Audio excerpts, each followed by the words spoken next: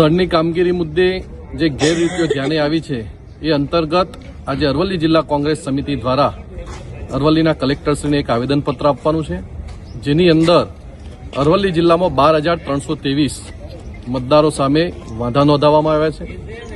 આ જે વાંધા નોંધાવવામાં આવ્યા છે એની અંદર જે જાણવા મળ્યું છે એ મુજબ પોતાનું જે એક વ્યક્તિ હોય એ જે નિયમ મુજબ વાંધો લેવો જોઈએ એ લીધો નથી.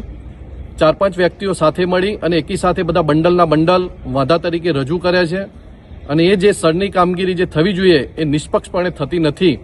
અને જો ખોટી રીતે જો મતદારનું જો નામ આ સર યાદીમાંથી કાઢવામાં આવશે તો કોંગ્રેસ દ્વારા આગામી સમયમાં ખૂબ મોટા પાયે આંદોલન કરવામાં આવશે. મત આપવો એ દરેકનો પોતાનો અધિકાર છે અને મતદાર યાદીમાં ખોટી રીતે વાંધા રજૂ કરી અને જે નામો કમી કરવાની જે કામગીરી ચાલી રહી છે એ તદ્દન ગેરવ્યાજબી છે. જે અનુસંધાને આજે આવેદનપત્ર આપી અને આગામી સમયમાં પણ જો આ ખોટા મતદારો જે કાઢવાની વાત ચાલી રહી છે અને એમાં જો સાચા મતદારોને જો કાઢવામાં આવશે તો ચોક્કસપણે આગામી સમયમાં ખૂબ મોટા આંદોલન સાથે અરવલ્લી જિલ્લા કોંગ્રેસ આ કાર્યક્રમ કરશે, એમાં કોઈ શંકા નથી.